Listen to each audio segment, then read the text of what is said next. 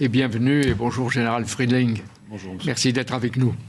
La guerre Ukraine-Russie continue et parfois s'amplifie. Il y a une partie qui est invisible, on va voir laquelle, et une partie qui est visible, les destructions, les mouvements de chars ou de canons. Mais en fait, si j'ai bien compris, la guerre a commencé avant le 24 février et dans l'espace. Absolument. La guerre a commencé dans l'espace et je voudrais même revenir un petit peu avant le début des opérations terrestres qui ont commencé le 24 février. Je voudrais vous rappeler cet événement qui est passé, non pas inaperçu, mais on n'a pas vraiment fait le lien avec les opérations en Ukraine. Il s'agit du tir d'un missile anti-satellite le 15 novembre 2021, donc 3 mois avant le début des opérations. Et ce tir est un message stratégique très très fort, adressé par la Russie à la communauté internationale, qui est « nous avons des capacités pour détruire vos satellites et vos capacités spatiales ». Alors c'était à quelques centaines de kilomètres au-dessus de la surface du globe. C'était un satellite russe, donc c'était une cible sur laquelle ils ont tiré pour démontrer qu'ils avaient cette capacité. C'est un message très fort, 3 mois avant le début des opérations. Et c'est aussi un message qui est que nous sommes prêts à utiliser de telles capacités, le moment venu, pour rétablir une forme d'équilibre entre l'avantage que vous avez dans l'espace, vous, les nations occidentales, et nous, la Russie. C'est-à-dire qu'avant les opérations au sol, Poutine a aussi ordonné des cyberattaques, je ne sais pas avec quel effet, mais des agressions de cybersécurité vont commencer aujourd'hui à annoncer l'offensive militaire conventionnelle. Il nous envoie des signes d'abord. Absolument. En fait, ce que ce conflit a démontré, c'est ce que nous savions déjà, c'est-à-dire que les opérations militaires, elles s'étendent dans tous les milieux et dans tous les champs, à la fois dans le milieu terrestre, aérien et naval, ce qu'on sait traditionnellement, mais elles commencent sans doute avant même les opérations dans les autres milieux, par des opérations dans le cyber et dans l'espace.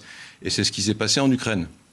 Dans la nuit du 23 au 24 février, il y a eu une attaque massive cyber à l'encontre du réseau Viasat opéré par un opérateur Kassat pour le compte de Telsat, qui était utilisé par les autorités gouvernementales ukrainiennes et par les militaires ukrainiens, donc sur le territoire ukrainien. Et cette attaque a fonctionné, puisqu'il y a des milliers de terminaux qui ont été neutralisés dans la zone de l'Ukraine, et ça a précédé de quelques heures. Et donc ce qu'on voit bien, c'est que les opérations militaires aujourd'hui commencent d'abord dans le milieu cyber et dans le milieu spatial. C'est donc le début d'un nouveau risque. C'est la concrétisation, je veux dire, c'est la démonstration concrète de ce que nous avions déjà identifié en 2019 lors de la publication de notre stratégie nationale qui avait été demandée par le président de la République. On sait aujourd'hui que les opérations qui ont lieu sur la Terre ont des répercussions, non seulement ont des répercussions, mais commencent avant même dans les autres milieux cyber et espace. C'est-à-dire qu'il faut être préparé et prévenu. Mais à qui ou à quoi les satellites américains ont servi? À quoi ils ont servi pendant cette guerre? Et en quoi l'armée ukrainienne elle-même de Zelensky a été aidée? Alors ce que ce conflit a également montré, c'est l'importance de l'espace. C'est-à-dire que non seulement ça commence dans le cyber et dans l'espace, mais l'espace est omniprésent. Et il y a une forme de paradoxe, parce qu'on ne voit pas sur les écrans de télévision, les satellites, on ne voit pas les effets de l'espace. On ne sait même pas que ça existe. On ne sait même pas que ça existe. On voit des chars, on voit des canons, on voit des hommes qui combattent dans les rues, on voit des bâtiments détruits. On ne voit pas ce que fait l'espace. Or, dans ce conflit, l'espace a été omniprésent dès le début.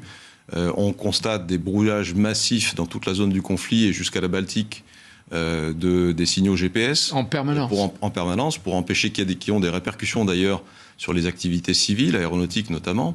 On a bien vu l'importance de l'imagerie spatiale. On a tous vu sur les écrans de télévision pendant les débuts du conflit notamment toutes les images prises par satellite de ces colonnes de chars russes, images d'ailleurs qui étaient prises par des opérateurs privés. Et donc ces images qui ont servi non seulement à informer le gouvernement ukrainien et les armées ukrainiennes, mais également la communauté internationale du déroulement des opérations. Et on a vu également l'importance des télécommunications spatiales, puisque tout le monde a en tête l'appui que Elon Musk a fourni au gouvernement ukrainien et aux armées. C'est-à-dire que les privés entrent, dans certains cas, ils renforcent ou ils gênent les États. Alors ça, c'est un autre élément extrêmement fort, d'enseignement extrêmement fort de ce conflit, c'est l'importance des acteurs privés dans la fourniture de capacités de moyens spatiaux. Général, est-ce que du sol, on voit les mouvements des satellites, on les voit se rapprocher, on les voit se menacer, parfois se neutraliser? Alors du sol, on surveille tout ça, effectivement, aujourd'hui. Et c'est notre Chez vous, autour de vous, avec les collaborateurs militaires. C'est notre mission au commandement de l'espace de surveiller les activités suspectes et les comportements irresponsables, les comportements potentiellement hostiles dans l'espace. Et on en constate beaucoup. On a vu l'émergence de ces nouvelles menaces dans l'espace depuis quelques années. Et les démonstrations, les montées en puissance de ces menaces est une réalité. Ça augmente tous les jours et on le voit. Mais quand vous voyez des satellites se rapprocher, même à grande distance, qu'est-ce que vous pouvez faire pour alerter ou les Russes et les Chinois qui ne doivent pas trop s'aventurer? Écoutez, après, c'est une affaire, nous, militaires, nous rendons compte à nos autorités politiques et qui ensuite des discussions avec les États concernés pour manifester leur désapprobation ou leur préoccupation. Donc ça se fait soit de manière, je dirais, discrète, par des discussions diplomatiques, soit par des communiqués de presse, le cas échéant. Par exemple, le tir de novembre 2021 du missile russe a été fermement dénoncé par M. Jean-Yves Le Drian et Mme Parly. C'est-à-dire, on vous a vu. Si l'Ukraine possédait aujourd'hui des satellites armés, qu'est-ce qui se passerait ? Je pense qu'on aurait davantage de choses qui se passeraient dans l'espace. Aujourd'hui, l'Ukraine ne dispose pas de capacités spatiales en propre et donc bénéficie de l'appui des pays. Oui, mais si elle les avait ? Si elle les avait, je pense que ça serait considéré comme une capacité militaire par les Russes et on verrait sans doute des choses beaucoup plus préoccupantes dans l'espace. Est-ce que les Russes peuvent perdre cette guerre ? Alors c'est une question difficile que vous me posez. Je pense qu'il faudrait définir ce que c'est que gagner ou perdre une guerre. En l'occurrence, je pense que, et là je vais me placer sans doute sur un terrain plus politique, quels sont les objectifs politiques de la Russie aujourd'hui, quels sont les objectifs politiques de l'Ukraine.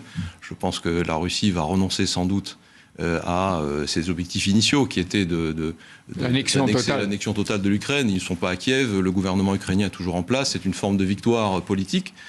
Sur le terrain militaire, c'est une autre histoire. Les provinces du Donbass sont en train d'être conquises par la Russie.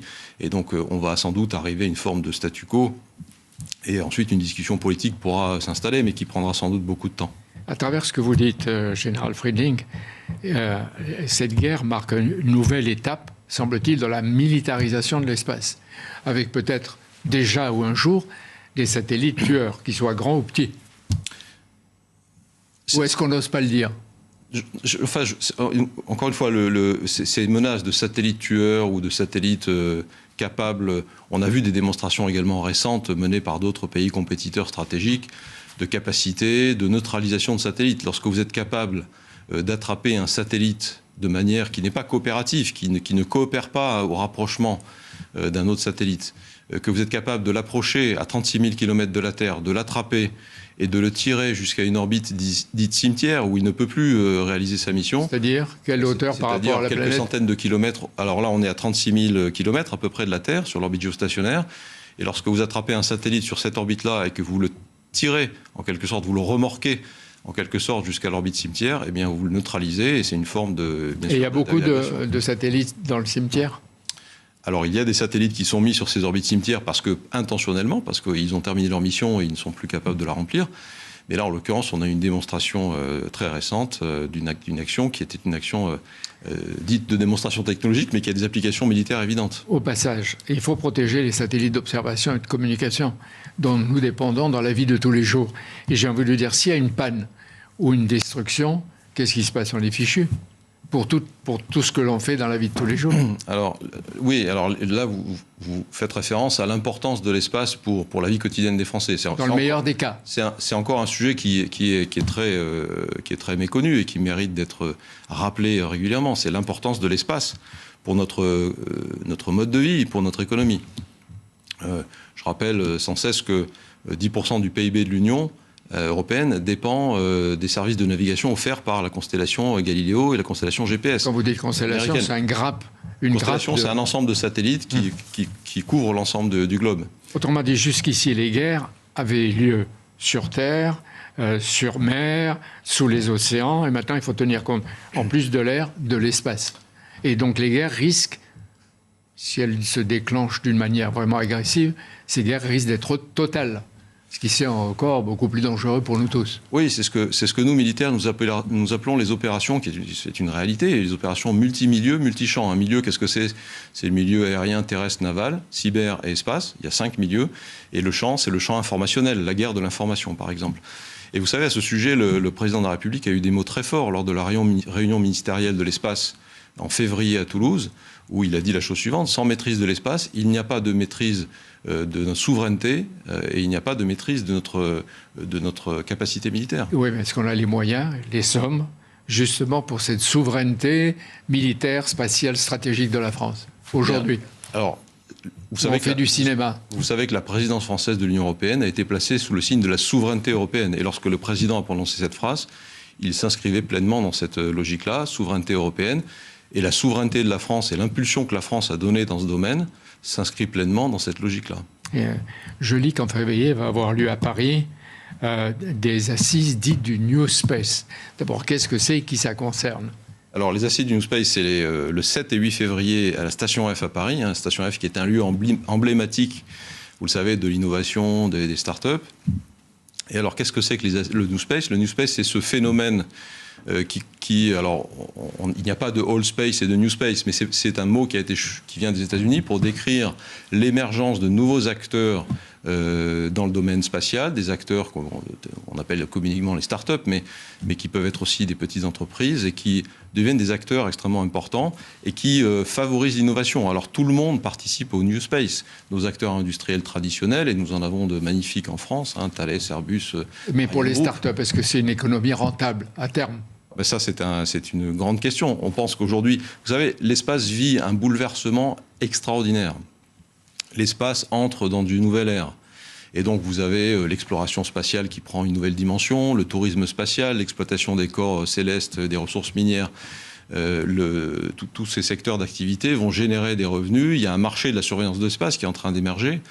Et donc, il y a des potentialités extraordinaires. L'espace est aussi un driver extraordinaire pour la technologie. Les technologies qui sont dérivées pour l'espace, qui sont déployées pour l'espace, servent aussi à nos applications terrestres. Dans quelques jours, jeudi 30 juin, vous allez quitter vos fonctions, vous allez quitter l'armée, à laquelle vous avez sans doute consacré des années et des années. Combien?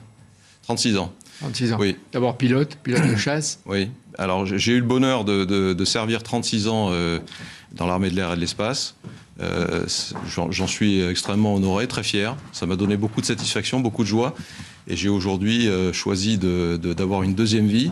Je vais continuer à servir, bien sûr, mon pays et mes concitoyens. Mais vous continuez pour tout ce que vous connaissez, votre expérience dans l'espace, ou vous allez faire autre chose? Non, je vais essayer de mettre mon énergie et mes compétences au service de l'espace et de sujets à fort enjeu technologique. Et dans le domaine technologique et économique et de l'espace. À partir de ce matin, CNews va suivre les débats intéressants de la Cité de la Réussite à la Sorbonne et au Panthéon. Et je sais que demain, vous allez intervenir sur le thème, en deux mots, l'homme, l'espace, le temps. Est-ce que l'espace est une limite ou est-ce que l'espace est sans limite? Écoutez, je crois qu'il faut venir demain à la Cité de la Réussite pour écouter ce que nous aurons à dire. Mais en deux mots. Un plateau extraordinairement intéressant. Et alors écoutez, c'est une vraie question. L'espace, il y a une espèce de paradoxe. L'espace est infini et en même temps, l'homme ne le maîtrise pas du tout et va vivre dans des espaces extrêmement confinés. Des capsules spatiales, des bases lunaires, des modules spatiaux.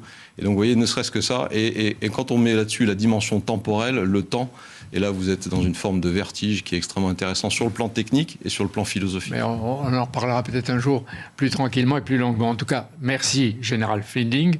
Et à partir de jeudi, j'ai l'impression que beaucoup vont consulter et écouter Michel Friedling. Bienvenue, merci d'être venu. Merci à vous. Merci.